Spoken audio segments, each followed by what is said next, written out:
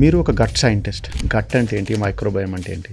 తల్లి గర్భంలో first form అయ్యేది హార్ట్ అండ్ బ్రెయిన్. ఈ రెండింటితో పాటు నెక్స్ట్ వచ్చేది గట్. బ్రెయిన్ లో ఎన్నైతే మనకు నర్వ్ సెల్స్ ఉంటాయో అంతకు మించి మన గట్ లో ఉంటాయి. సిజేరియన్ సెక్షన్ ద్వారా పుట్టిన పిల్లలకి లేదంటే నార్మల్ వెజనల్ డెలివరీ ద్వారా పుట్టిన పిల్లలకి మైక్రోబయోమ్ తేడా ఉంటుంది అంటున్నారు. ఎందుకలా? ఒక 6 ఏళ్ల అమ్మాయి తల్లి దగ్గరికి వెళ్ళి కత్తి ఇచ్చి నన్ను పొడిచేయమ్మా అని అడుగుతుంది. ఎండోస్కోపీ అన్ని చేయించారు, అన్ని చేశారు, ఏమీ తేలలేదు. డైరెక్ట్ గా మెర్సీ కిల్లింగ్ సజెస్ట్ చేశారు కెనడాలో. సో పుట్టినప్పటి నుంచే ఉంటుందండి, అంటే లేక పుట్టక ముందు ఉంటుందా? ఒక lady drunk and drive case కింద పట్టుకున్నారు. ఆమె టెస్ట్ చేసి పాజిటివ్ వచ్చింది.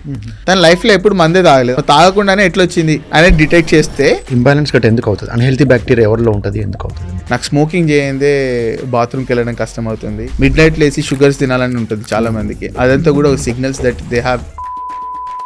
సొల్యూషన్ ఏంటి? ఒక హెల్తీ పర్సన్ దగ్గర నుంచి స్టూల్ శాంపుల్ మలం తీసుకొని అన్హెల్తీ పేషెంట్ లోకి ట్రాన్స్ప్లాంట్ చేయడం. ఓవరాల్ గా కూడా దాన్ని తీసుకునేలాగా. డైరెక్ట్ చెప్పాలంటే మలం టాబ్లెట్స్ అది. గట్ మైక్రోబయోమ్ ఇంప్రూవ్ అవ్వడానికి బెస్ట్ ఫుడ్ సజెస్ట్ చేయండి. అంబలి, గంజి, పచ్చళ్ళు, లేకపోతే ఇప్పుడు దోశ, ఇడ్లీ కూడా. ఒక ఫ్రెంచ్ కీస్ పెట్టుకుంటే 80 మిలియన్ బ్యాక్టీరియా ఎక్స్చేంజ్ అవుతాయి పార్ట్నర్స్ పంచాలా అని చెప్పి. అది హెల్తీనా అన్హెల్తీనా? ఇప్పుడు మనం స్నానం చేసినప్పుడు మన ఎక్కువ సోప్ తీసుకొని మన యానస్ లో క్లీన్ చేసుకోవడము is not recommended. Just water తో క్లీన్ చేసుకుంటే అది మంచిది. బట్ అందరు సెల్ ఫోన్స్ తీసుకొని బాత్రూమ్కి వెళ్ళడం, మీరు ఆ ఫోన్ తీసుకొని రిటర్న్ వచ్చినప్పుడు మోర్ దెన్ 90% బాత్రూమ్ బ్యాక్టీరియాని కూడా మీరు క్యారీ చేసుకుని మీరు తీసుకొస్తున్నట్టు ఉంటుంది. సెకండ్ థింగ్ ఏంటంటే,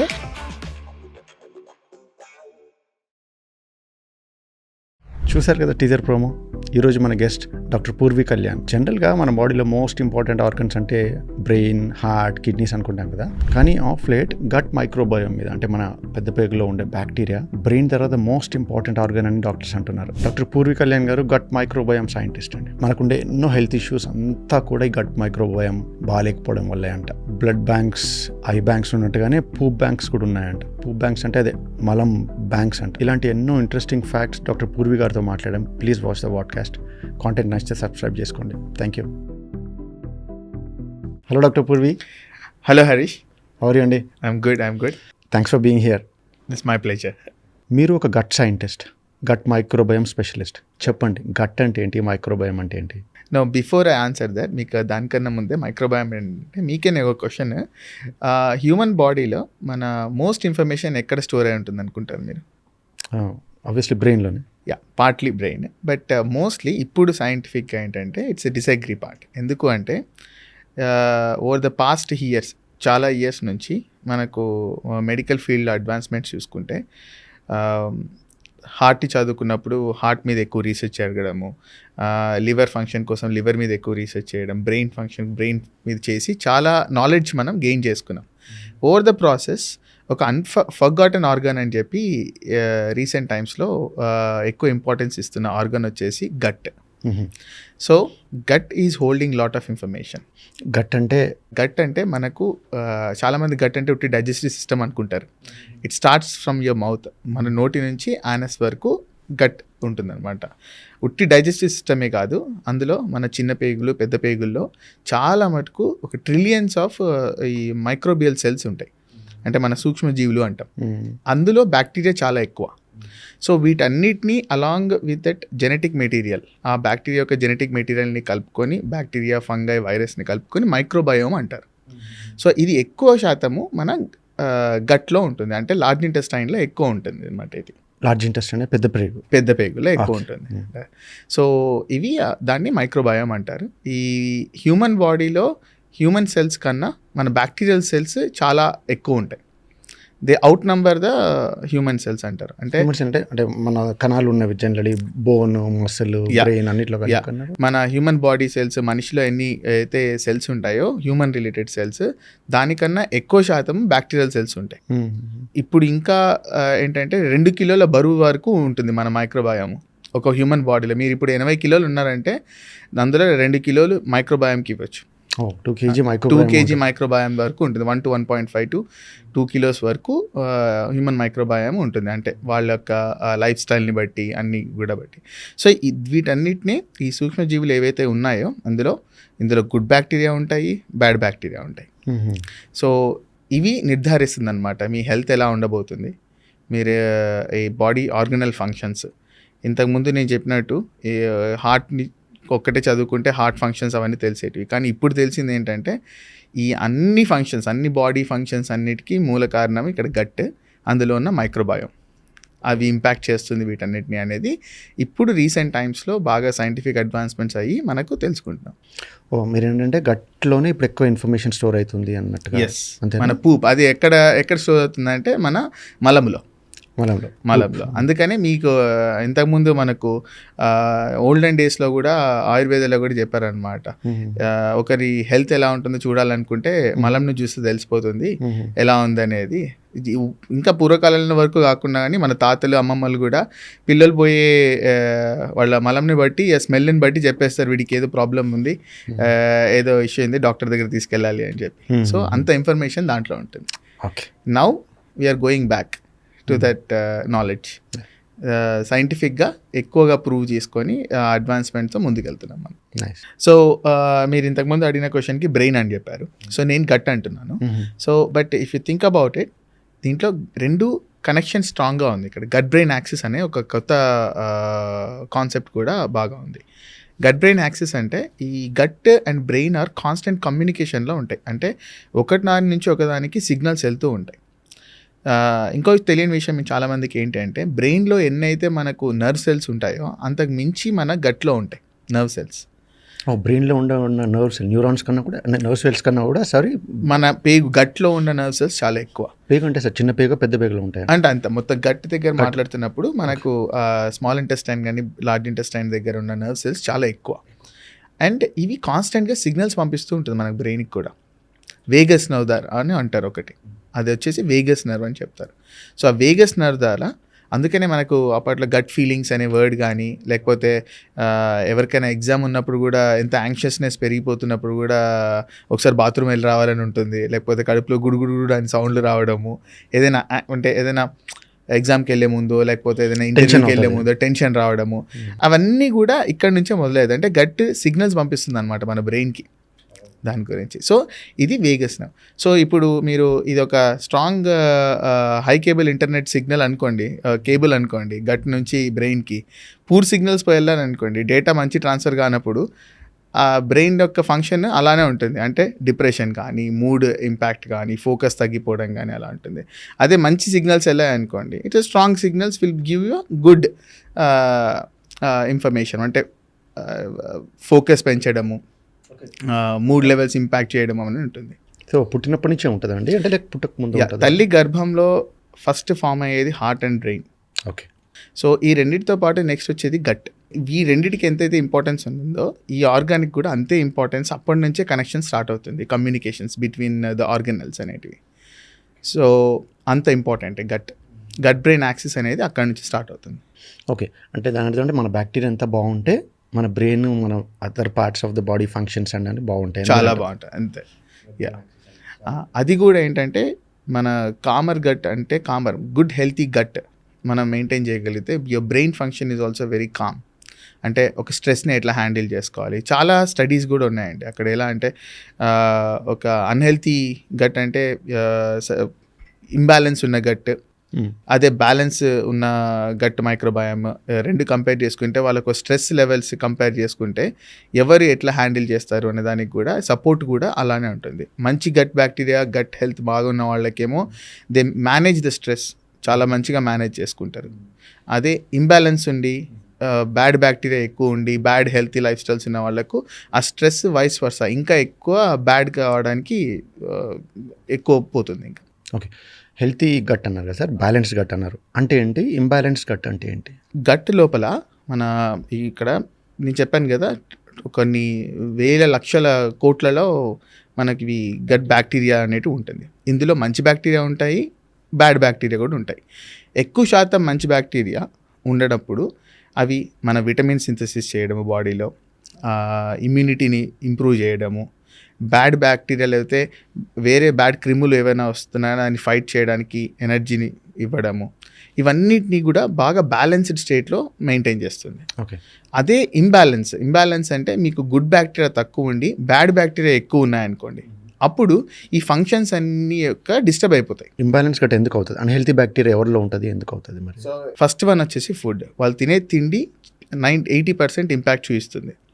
మిగతావన్నీ కూడా వాళ్ళు ఉన్న జాగ్రఫీ కానీ, అంటే వాళ్ళు పనిచేసే లొకేషను, లేకపోతే వాళ్ళు ఉండే లొకేషను, ఇంకా వాళ్ళ యాంటీబయాటిక్ యూసేజ్. ఇప్పుడు యాంటీబయాటిక్స్ మనకి ఇండియాలో అనేది విచ్చలవిడిగా వాడుకుంటున్నారు, బఠానీలాగా తినేస్తున్నారు. కరెక్టే. ఇప్పుడు యాంటీబయాటిక్స్ తీసుకునడం అంటే ఏంటి అంటే ఒక గార్డెన్లో బుల్డోజర్ ఇచ్చి క్లీన్ చేసేయడమే కంప్లీట్గా. దానికి గుడ్ బ్యాక్టీరియా తెలియదు, బ్యాడ్ బ్యాక్టీరియా తెలియదు. యాంటీబయాటిక్స్కి మొత్తం అన్ని బ్యాక్టీరియాని చంపేస్తాయి. సో ఆ యాంటీబయాటిక్ యూసేజ్ కానీ, ఒక్కోసారి మెడికేషన్స్ ఓవర్ యూసేజ్ వల్ల కూడా, ఇంకా వాళ్ళ ఫిజికల్ యాక్టివిటీ, ఎక్సర్సైజ్ ఎంత చేస్తున్నారో, వాళ్ళు ఎంత మొబిలిటీ ఉంది, దాన్ని బట్టి కూడా ఆ balance and imbalance of gut bacteria బాగా ఇంపాక్ట్ అయి ఉంటుంది. మీరు ఇంతకుముందు ఒక మాట వాడారు, యాంటీబయాటిక్ అబ్యూస్ జరిగింది అని చెప్పి. అంటే కెనడా అండ్ యూఎస్లో కూడా యాంటీబయాటిక్ అబ్యూస్ ఇండియాలో ఉన్నంత ర్యాంపెంట్గా ఉందా? ఇక్కడ ఉన్నంత ర్యాంపెంట్గా లేదు, ఎందుకంటే అక్కడ ఆఫ్ ద టేబ్, అక్కడ ప్రిస్క్రిప్షన్ బేస్డే ఖచ్చితంగా. సో వెళ్ళి మనం ఏదో అడిగితే, ఇప్పుడు మాకు యాంపిసిలిన్ ఇవ్వండి, ఒక అమాక్సిలిన్ అంటే ఇవ్వరు.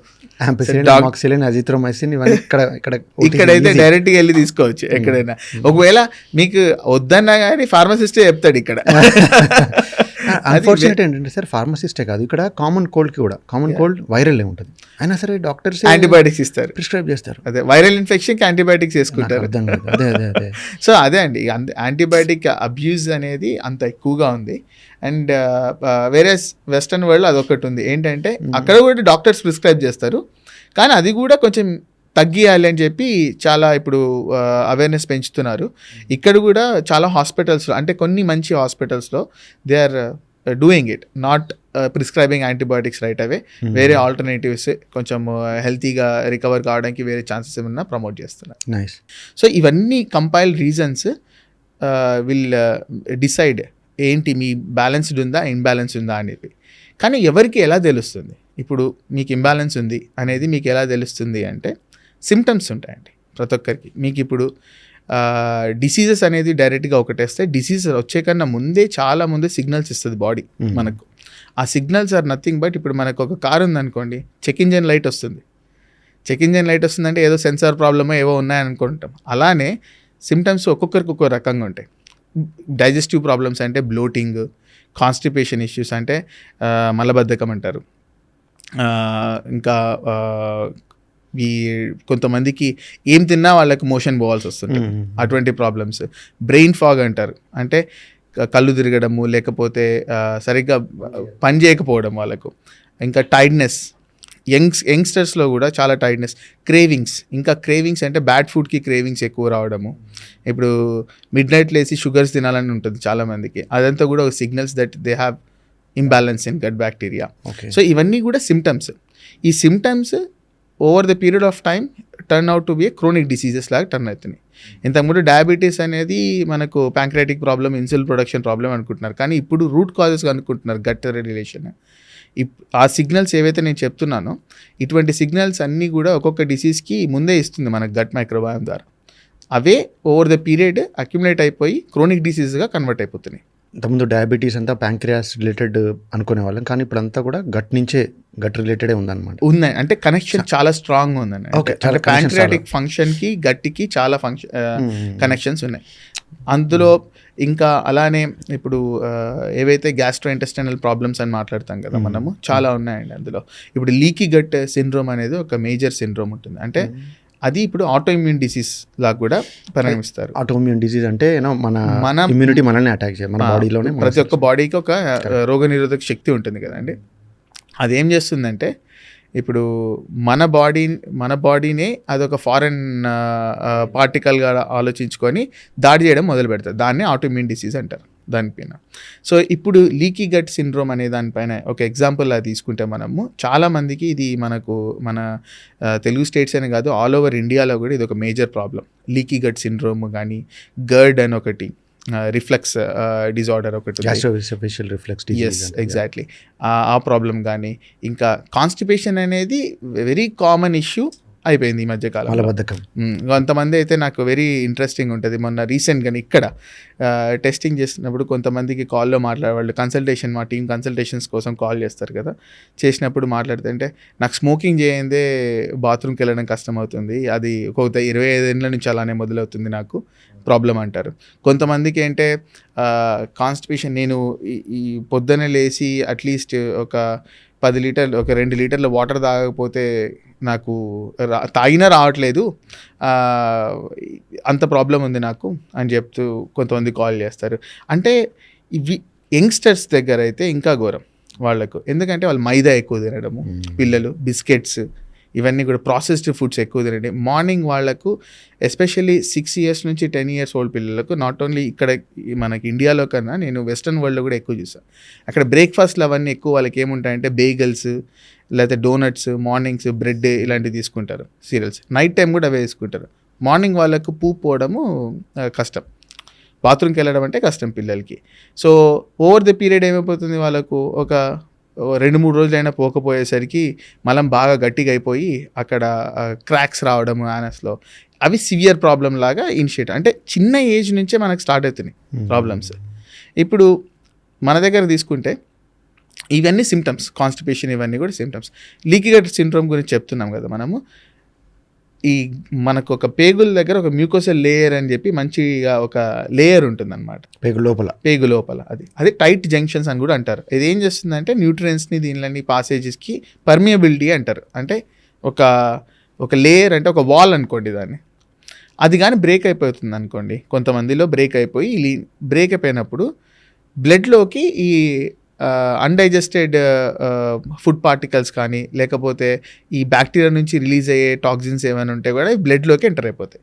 బ్లడ్లోకి ఎంటర్ అయిన వెంటనే బాడీ యాజ్ జనరల్ ప్రాసెస్ మనకు అది ఇమ్యూనిటీ పరంగా చూసుకుంటే వచ్చి ఇదేదో ఫారెన్ పార్టికల్ వచ్చిందని చెప్పి ఫైట్ చేయడం మొదలు పెడదామని స్టార్ట్ చేస్తుంది, ఇన్ఫ్లమేషన్ స్టార్ట్ చేస్తుంది. అలా ట్రిగ్గరింగ్ పాయింట్ దగ్గర అవుతుంది.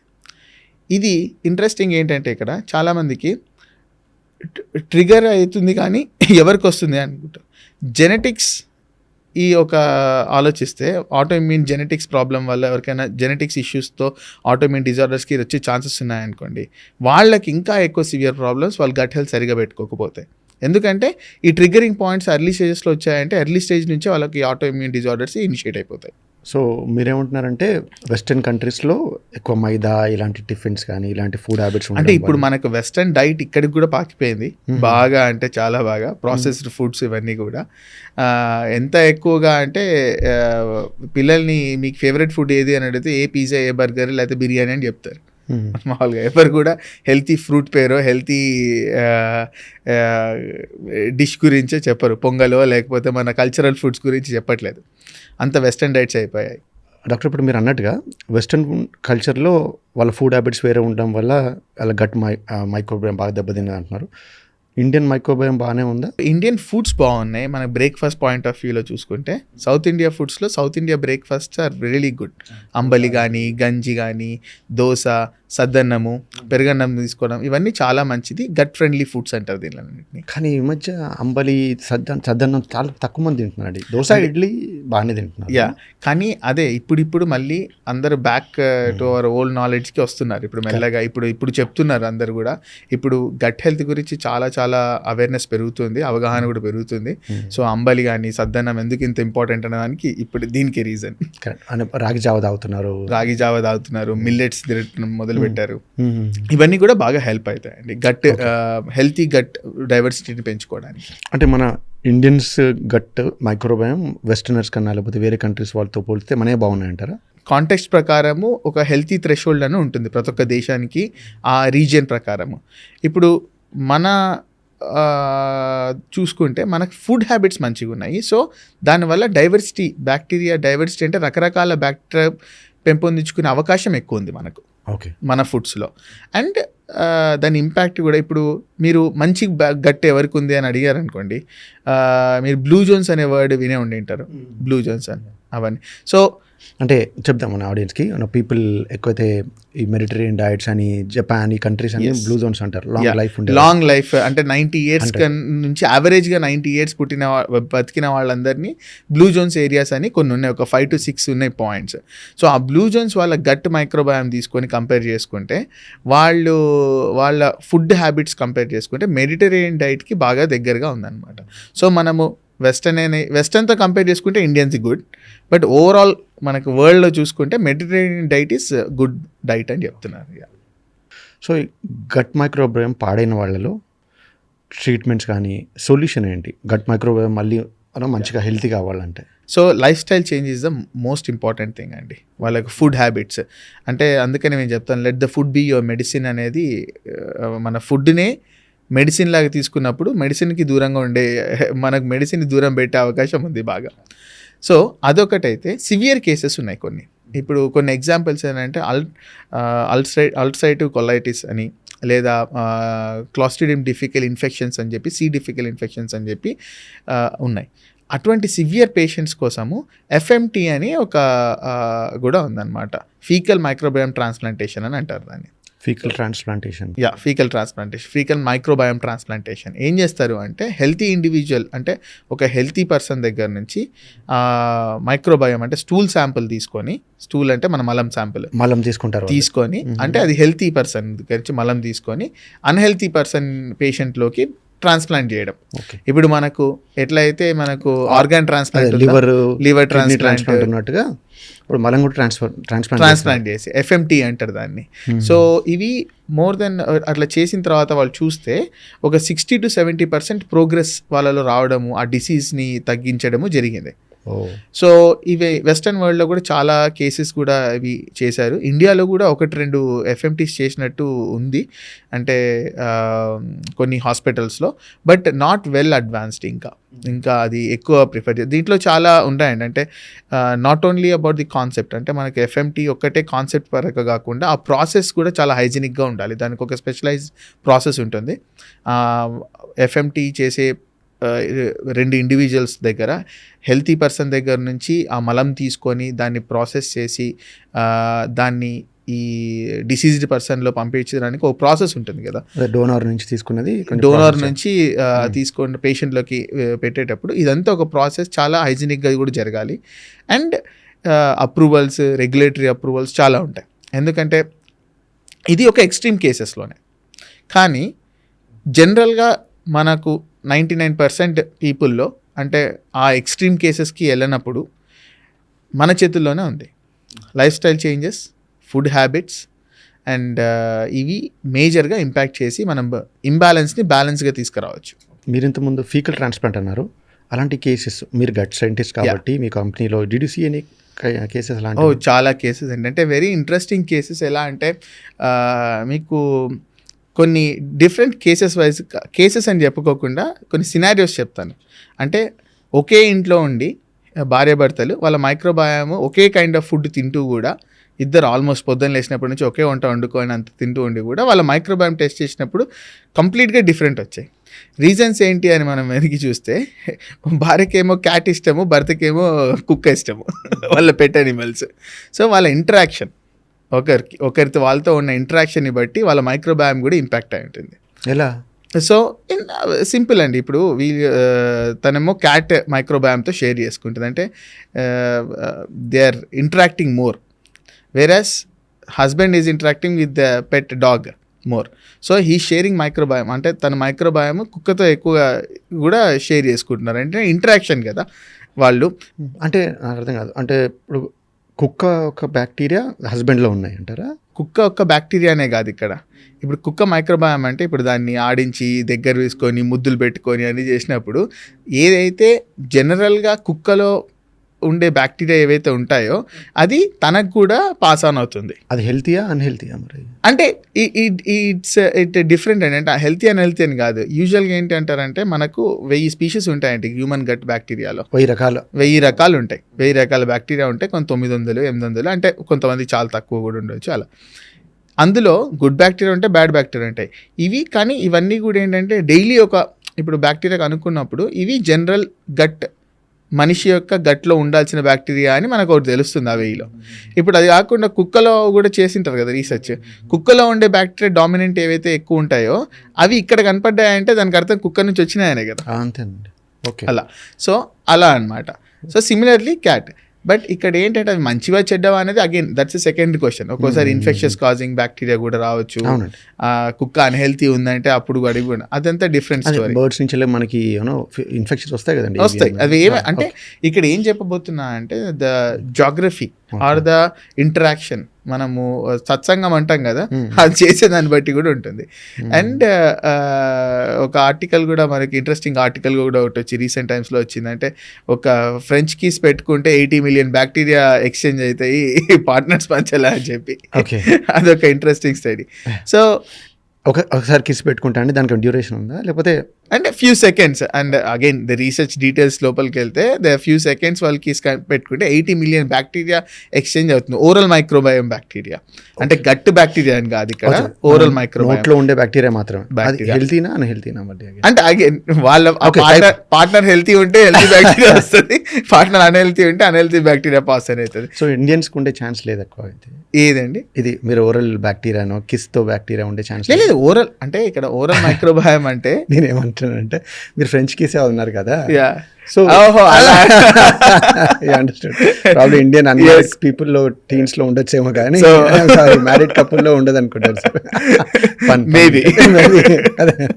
కానీ బట్ ఫన్నీ థింగ్ ఏంటంటే ఇక్కడ మనము ఎవరితో I mean interaction in the what I meant to say is, ఒకే ఇంట్లో ఉన్న ఎవరితో ఉంటున్నాము, ఎక్కడ షేర్ చేసుకుంటున్నాము, మన పార్ట్నర్స్ కానీ లేకపోతే ఎనిమల్స్ కానీ, పెట్ ఎనిమల్స్ ఉన్నాయా ఇంట్లో, అవి అందరి యొక్క మైక్రోబయోమ్, ఇంట్లో ఉన్న వాళ్ళందరి మైక్రోబయోమ్ మీద ఇంపాక్ట్ చేస్తుంది. ఓకే, అది సో దాని అర్థం ఏంటంటే ఇప్పుడు నేను గ్రూప్లో పనిచేస్తాను, కంపెనీలో పని చేస్తాను 100 మంది మధ్యలో, సో నా మైక్రోబయోమ్ కూడా వాళ్ళు ఉండొచ్చు, కొంచెం షేర్ సర్టెన్ మైక్రోబయోమ్స్. ఎందుకంటే ఇప్పుడు మనిషి యొక్క మైక్రోబయోమ్ డెవలప్మెంటల్ స్టేజెస్ ఉంటాయండి ఎవరికైనా కానీ, either it's a man or women, వాళ్ళు పుట్టినప్పటి నుంచి డిఫరెంట్ లెవెల్స్లో వాళ్ళకి మైక్రోబయోమ్ డెవలప్మెంట్ అంటే జరుగుతుంది.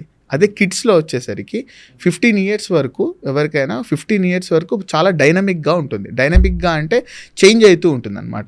ఎందుకంటే పిల్లలు ఆడుకుంటారు, వాళ్ళ తిండి హ్యాబిట్స్, గ్రోత్ ఫేజ్లో ఉంటారు, వాళ్ళ హార్మోన్ ప్రొడక్షన్ వేరే ఉంటుంది, very highly fast growing phase వాళ్ళకు. ఒక 16 ఇయర్స్ దాటిన తర్వాత అడల్ట్ ఫేజ్ రాగానే స్టేబుల్ అయిపోతుంది అనమాట మైక్రోబయోమ్ కూడా. అంటే అంత డైనమిక్గా ఉండదు. వాళ్ళు ఏదైతే అక్వైర్ చేసింటారో ఓవర్ ద పీరియడ్, అది హెల్తీ కావచ్చు అన్హెల్తీ కావచ్చు, అది ఎక్కువ ఫౌండేషన్ లాగా ఉండిపోతుంది. ఈ యంగ్ కిడ్స్ అందుకనే పుట్టినప్పుడు, ఇప్పుడు పుట్టిన పిల్లలు పుట్టిన వెంటనే వాళ్ళు ఏ రకంగా పుట్టారు, సి సెక్షనా లేకపోతే న్యాచురల్ బర్తా, అవి 2 తీసుకుంటే అక్కడి నుంచి క్యారీ చేస్తే యాంటీబయాటిక్స్ తీసుకుంటున్నారా లేదా ఫస్ట్ 6 monthsలో, వాళ్ళు బ్రెస్ట్ ఫెడా కాదా ఫస్ట్ 6 నెలలు, ఇవన్నీ కూడా ఇంపాక్ట్ చూపిస్తుంది అనమాట పిల్లల యొక్క మైక్రోబయోమ్ డెవలప్మెంట్కి. సో అది చాలా ఇంపాక్ట్ కూడా ఉంటుంది. దాని తర్వాత వాళ్ళు తినే ఫుడ్ని బట్టి, వాళ్ళకి తినే కల్చరల్ ఫుడ్స్ కానీ, వాళ్ళు ఉండే ప్లేస్ కానీ, అందుకని ఇక్కడ ఏ ప్లేస్లో ఉంటున్నారు పిల్లలు, ఎక్కువ బయట ఆడుకునే ప్లేస్లో, పల్లెటూరులో ఉండి ఆడుకుంటున్నారు అనుకోండి, ఇంటరాక్షన్ వేరే ఉంటుంది, సాయిల్తో ఉంటుంది, క్యాటిల్తో ఉంటుంది, పొలాల్లో ఉంటుంది. సో వాళ్ళ మైక్రోబయోమ్ బాగా డైవర్సిటీగా ఉంటుంది అనమాట, ఎక్కువ రకాల బ్యాక్టీరియా ఉంటుంది వాళ్ళకు. వేరేస్ ఏసీలలో ఉండి చాలా కంఫైన్డ్గా ఉన్నప్పుడు వాళ్ళకు ఆటోమేటిక్గా కొంచెం తక్కువ బ్యాక్టీరియా ఉంటుంది, డైవర్సిటీ కూడా అలా ఉంటుంది అనమాట. మీరు ఇందాక అన్నారు సిజేరియన్ సెక్షన్ ద్వారా పుట్టిన పిల్లలకి లేదంటే నార్మల్ వెజనల్ డెలివరీ ద్వారా పుట్టిన పిల్లలకి మైక్రోబయోమ్ తేడా ఉంటుంది అంటున్నారు, ఎందుకలా? సో న్యాచురల్ బర్త్ అయిన వాళ్ళకు కంపేర్ చేస్తే చాలామంది ఇన్ఫాంట్స్లో బెనిఫిషియల్ బ్యాక్టీరియా కొన్ని బాగా క్యారీ చేస్తారు వాళ్ళు. అంటే తల్లి బర్త్ కెనాల్ నుంచి వచ్చేటప్పుడు దే అక్వైర్, అంటే వాళ్ళు క్యారీ చేస్తారనమాట. వేరే సి సెక్షన్తో ఉన్న వాళ్ళకి ఏమంటే పొట్టకోసి తీసిన వాళ్ళకి ఏముంటుందంటే స్కిన్ మైక్రోబయోమ్, అంటే ఆ పొట్ట పైన ఉన్న స్కిన్ కానీ లేకపోతే ఎన్విరాన్మెంటల్ మైక్రోబయోమ్ అంటే ఆ హాస్పిటల్లో ఆ మైక్రోబయోమ్ కానీ ఎక్కువ వాళ్లకు చూడడం జరిగింది. సో చాలా ఇయర్స్ వరకు ఇప్పటికి కూడా ఏంటంటే దాంట్లో కాంట్రడిక్టరీ స్టడీస్ కూడా ఉన్నాయి ఈ మధ్యకాలంలో. ఒకటి ఏంటంటే natural birth is always good, అంటే సహజ నార్మల్ డెలివరీస్ అయ్యేటివి చాలా మంచిది అనేది మాత్రము ఒకటి చాలా స్టడీస్లో చెప్పిండేది ఉంది.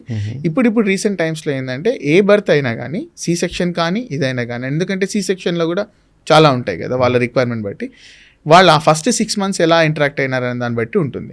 నెక్స్ట్ 6 months వాళ్ళు బ్రెస్ట్ ఫీడ్ ఇచ్చారా, యాంటీబయాటిక్ యూసేజ్ ఉందా పిల్లలు, దాన్ని బట్టి వాళ్ళకు డెవలప్మెంట్ అనేది ఉంటుందండి. ఓకే, మీరు సి సెక్షన్స్ అన్నారు కాబట్టి సార్, ఇప్పుడు ఇండియాలో అరౌండ్ 800 districts ఉన్నాయి, అందులో Karimnagar top in C sections according to last year, ఈ ఇయర్ కూడా.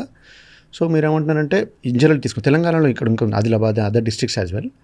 సో మీరు చెప్పేది ఏంటంటే ఇక్కడ వీళ్ళ గట్ మైక్రోబయోమ్ ఇష్యూస్ ఉండొచ్చు రేపు ఫ్యూచర్లో, so these guys are potential recipients of pills or కానీ అంతే కదండి. సో ఉండొచ్చు అని అట్లాంటి అవ్వచ్చు అని కాదు కానీ వీళ్ళకి ఇష్యూస్ వీళ్ళ గట్ మైక్రోబయోమ్ చాలా అన్హెల్తీగా ఉండొచ్చు ఫ్యూచర్లో. సో అదే అగైన్ ఏంటంటే ఆ సిచ్యువేషన్ని బట్టి ఆ సెక్షన్ వాళ్ళు ఎందుకు తీసుకోవాల్సి వచ్చింది అనే దానికి వెళ్తే డాక్టర్ చెప్పిన దాని ప్రకారం చూసుకుంటే వాళ్ళకి ఏదైనా కాంప్లికేషన్ ఉండి వాళ్ళు సెక్షన్ పోవాల్సి వచ్చింది. లేకపోతే అందరూ న్యాచురల్ బర్తే కావాలని కోరుకుంటారు కదా.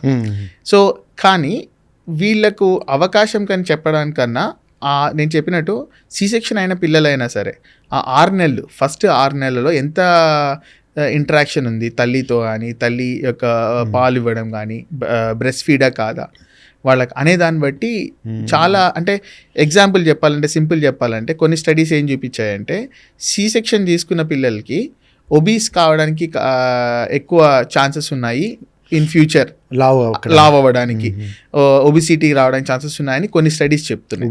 ఊబకాయం రావడానికి లేదా కొన్ని లంగ్ ఇష్యూస్ అంటే బ్రీదింగ్ ఇష్యూస్ ఆస్తమా అలర్జీస్ లాంటివి కూడా ఎక్కువ రావడానికి కారణాలు ఉన్నాయని చెప్పి కూడా కొన్ని స్టడీస్ చూపిస్తాయి. బట్ అగైన్ ఇప్పుడు ఏం చెప్తున్నామంటే 6 నెలల లోపల ఎంత కేర్ తీసుకుంటున్నారు ఎంత వాళ్ళు ఇంటరాక్షన్ చేస్తున్నారు బట్టి అవి అవాయిడ్ చేయడానికి కూడా ఛాన్సెస్ బాగా ఉన్నాయి. ఎందుకంటే వాళ్ళు తినే ఫుడ్ని బట్టి కూడా డిఫరెన్స్ ఉంటుంది కదా. ఒక ఇంట్రెస్టింగ్ కేస్ అంటే ఒక 6 ఏళ్ళ అమ్మాయి వాళ్ళ తల్లి దగ్గరికి వెళ్ళి కత్తి ఇచ్చి నన్ను పొడిచేయమ్మా అని అడుగుతుంది. సో ఇది ఒక ఈమెయిల్ రాశారనమాట మాకు జమైకా నుంచి ఒక ఈమెయిల్ వచ్చింది.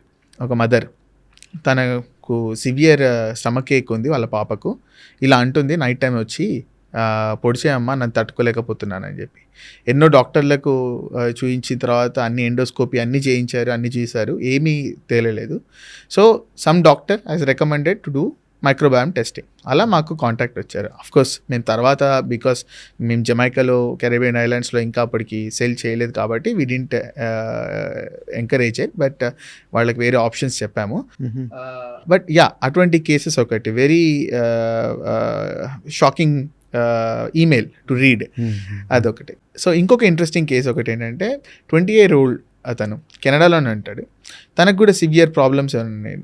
డాక్టర్ మైక్రోబయామ్ టెస్టింగ్ సజెస్ట్ చేయలేదు, డైరెక్ట్గా మెర్సీ కిల్లింగ్ సజెస్ట్ చేశారు కెనడాలో. అంటే యూథనేషియా చనిపోవచ్చు అని మీకు ఎలిజిబిలిటీ వస్తుంది మీకు రాయొచ్చు అని రాసిస్తారు. అంటే అన్ఫార్చునేట్లీ కెనడాలో అది కొంచెం ఎక్కువనే ఉంది.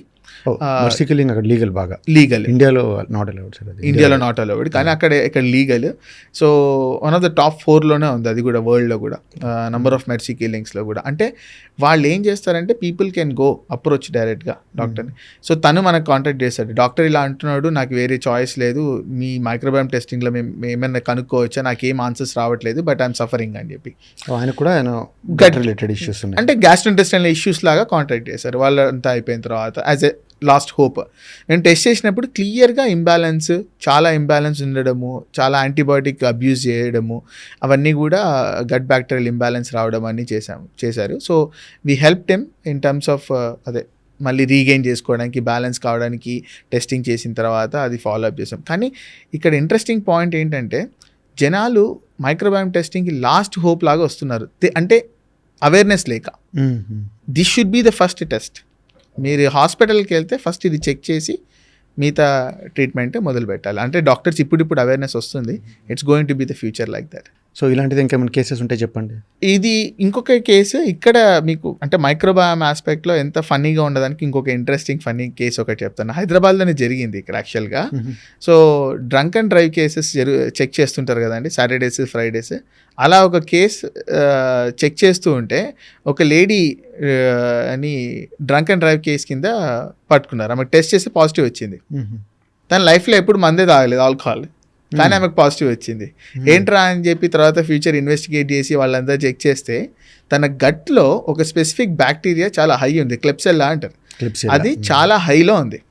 అది ఏం చేస్తుందంటే మీకు బ్రివరీలో ఆల్కహాల్ ఎట్లయితే ప్రొడ్యూస్ చేస్తుందో మన బాడీలో కూడా కార్బోహైడ్రేట్స్ యూటిలైజ్ చేసుకొని, ఇప్పుడు ఎక్కువ తిన్నారనుకోండి బిర్యానీ తిని పోయినారనుకోండి, కార్బోహైడ్రేట్స్ ఎక్కువ యూటిలైజ్ చేసుకొని అది ఆల్కహాల్ ప్రొడ్యూస్ చేసి కన్వర్ట్ చేసి ఎంతగా కన్వర్ట్ చేసిందంటే పాజిటివ్ టెస్ట్ వచ్చేదాకా కన్వర్ట్ చేసి చూపించింది. అది అంటే కొన్ని రేర్ కేసెస్ ఇలా.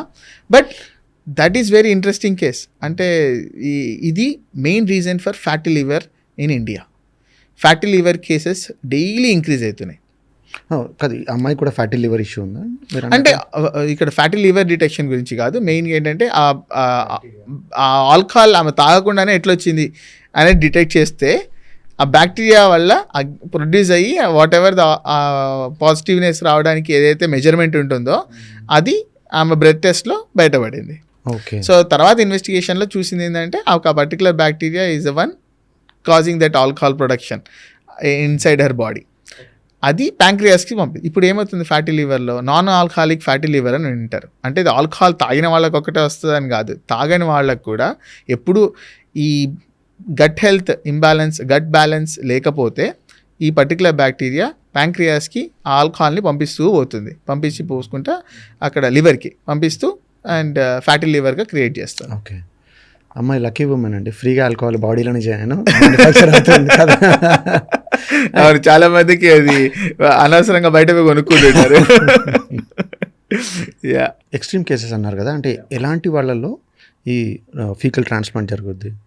నేను చెప్పాను కదా ఎగ్జాంపుల్, సి డిఫికల్ ఇన్ఫెక్షన్స్ అని చెప్పి అంటారు. వాళ్ళు సి డిఫికల్ ఇన్ఫెక్షన్స్కి వాళ్ళకు మేజర్గా అక్కడ ట్రై చేశారు దాని గురించి. కొన్ని కేసెస్లో ఈ అల్సరేటివ్ కొలైటిస్లో కూడా they are trying to do this FMT. కానీ ఇక్కడ ఇంకొకటి ఏంటంటే మీకు పూప్ బ్యాంక్స్ అని కూడా ఒక ఇంట్రెస్టింగ్ టాపిక్ అవుతుంది. పూప్ బ్యాంక్స్ అంటే అదండి మలం బ్యాంక్ అనమాట, Yes. బ్లడ్ బ్యాంక్స్ లాగా. బ్లడ్ బ్యాంక్స్ లానే పూప్ బ్యాంక్స్. ఓకే. సో మీరు సీడ్ వాల్ట్ గురించి వింటారు. నార్వేలో ఒక సీడ్ వాల్ట్ ఉంది. అంటే ప్రపంచం మొత్తం అంతరించిపోయేటప్పుడు అట్లీస్ట్ ఆ సీడ్ వాల్ట్ ఫ్యూచర్ జనరేషన్స్ కోసం అని చేస్తున్నాం. సిమిలర్గా ఐ థింక్ స్వీడన్లో అనుకుంటా స్విట్జర్లాండ్ సమ్వేర్ పూప్ బ్యాంక్స్ కూడా, పూప్ వాల్ట్ కూడా వాళ్ళు బిల్డ్ చేస్తున్నారు. హెల్తీ పీపుల్ యొక్క పూప్ తీసుకొని, అంటే డైవర్సిఫైడ్ మైక్రోబయామ్ ఉన్న వాళ్ళు. డైవర్సిఫై అంటే ఈ పదం డైవర్సిఫై అనేది ఎందుకు ఎక్కువ వాడతాం మనం అంటే రకరకాల బ్యాక్టీరియా, గుడ్ బ్యాక్టీరియాలు ఉన్నాయి. ఆ రకరకాల గుడ్ బ్యాక్టీరియా, ఇప్పుడు ఏదో ఒక గుడ్ బ్యాక్టీరియా పెట్టుకొని మనకు ఎక్కువగా పెంచుకున్నాము అనేది కాదు. రకరకాల గుడ్ బ్యాక్టీరియా అవి డూ మల్టిపుల్ ఫంక్షన్స్ అవి. సో ఇట్లా డైవర్సిఫైడ్ ఉన్న శాంపుల్ని తీసుకొని వాళ్ళ పూప్ వాల్ట్లో మెయింటైన్ చేస్తున్నారు. అది ఒకటైతే జనరల్గా poop banks will going to be a good future. ఎందుకు అంటే ఎలాగైతే మనకు బ్లడ్ బ్యాంక్లో బ్లడ్ సేవ్ చేయడం, లేకపోతే ఐ బ్యాంక్స్ ఇవన్నీ ఎలా ఉన్నాయో, వెస్టర్న్లో కొన్ని కంపెనీస్ డబ్బులు ఇచ్చి పూప్ని కలెక్ట్ చేసి హెల్తీ ఇండివిజువల్స్ దగ్గర స్టోర్ చేసుకుంటున్నారు వాళ్ళ దగ్గర నుంచి. అంటే వాళ్ళకు ఒక ప్రాసెస్లో పెడతారు. ఒక 1 వీక్ ఉందంటే ఎవ్రీ వీక్ మీరు శాంపుల్ 3 times ఇవ్వాలి అంటే వాళ్ళకు స్పెసిఫైడ్ ఫుడ్ ఇవ్వడము, టైం టు టైం టెస్ట్ చేయడము, మైక్రోబయామ్ టెస్టింగ్ చేయడము చేసి అవి తీసుకొని వాళ్ళు స్టోర్ చేసుకుంటున్నారు. సో మీరు అన్నట్టుగా పూప్ బ్యాంక్ అయితే ఎందుకంటే ఫీకల్ ట్రాన్స్ప్లాంట్ కోసం వాడటానికి, లేదంటే ఎవరికైనా పేషెంట్స్కి యూజ్ చేయడానికి? పూప్ బ్యాంక్ వల్ల చాలా ఉపయోగాలు ఉన్నాయండి రేపు పొద్దున్న ఫ్యూచర్లో కూడా.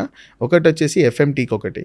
తర్వాత కొన్ని కంపెనీస్ ఎలా రీసెర్చ్ వర్క్ చేస్తున్నాయంటే పూప్ పిల్స్ క్రియేట్ చేస్తున్నారు. అంటే ఓరల్గా కూడా దాన్ని తీసుకునేలాగా కూడా. అదే టాబ్లెట్స్ అనమాట, టాబ్లెట్స్, మలం టాబ్లెట్స్. మలం టాబ్లెట్స్. డైరెక్ట్గా చెప్పాలంటే మలం టాబ్లెట్స్ అవి వినడానికి మనకు పొట్ట ప్రాబ్లమ్స్కి అనమాట. పొట్ట problems, gastrointestinal. As of now ఇప్పటికే వస్తే గ్యాస్ట్రోఇంటెస్టైనల్ ఇష్యూస్ పైన ఎక్కువ ఫోకస్ చేస్తున్నారు. కానీ వాళ్ళకు ఇది ఫోకస్ చేస్తూనే ఇప్పుడు రీసెర్చ్లో బాగా రోజు రోజుకి మనకు తెలుస్తున్న అడ్వాన్స్మెంట్స్ ఏంటి అంటే ఇవి అన్ని డిసీజెస్కి కనెక్ట్ అయి ఉన్నాయని ఎలా అయితే చెప్తున్నామో, ట్రీట్మెంట్ పాయింట్ ఆఫ్ వ్యూలో కూడా అలానే. అంటే మీరు ఇప్పుడు ఒక ఐబిఎస్ ఇష్యూ ఉంది. ఐబిఎస్ అంటే ఇరిటబుల్ బౌవెల్ సిండ్రోమ్. ఇప్పుడు అది స్ట్రెస్ ఇండ్యూస్డ్ ఐబిఎస్ అని కూడా అంటున్నారు. ఎందుకంటే మనకు స్ట్రెస్ వల్ల అది ఇండ్యూస్ అయ్యి ఎక్కువ సిమ్టమ్స్ బయటికి వస్తున్నాయని చెప్పి. సో ఇక్కడ గ్యాస్ట్రోఇంటెస్టైనల్ ప్రాబ్లం ట్రీట్ చేయడము, దాంతోపాటు మెంటల్ హెల్త్ ప్రాబ్లం కూడా ట్రీట్ చేయడము, గట్ని ఫోకస్ చేసి.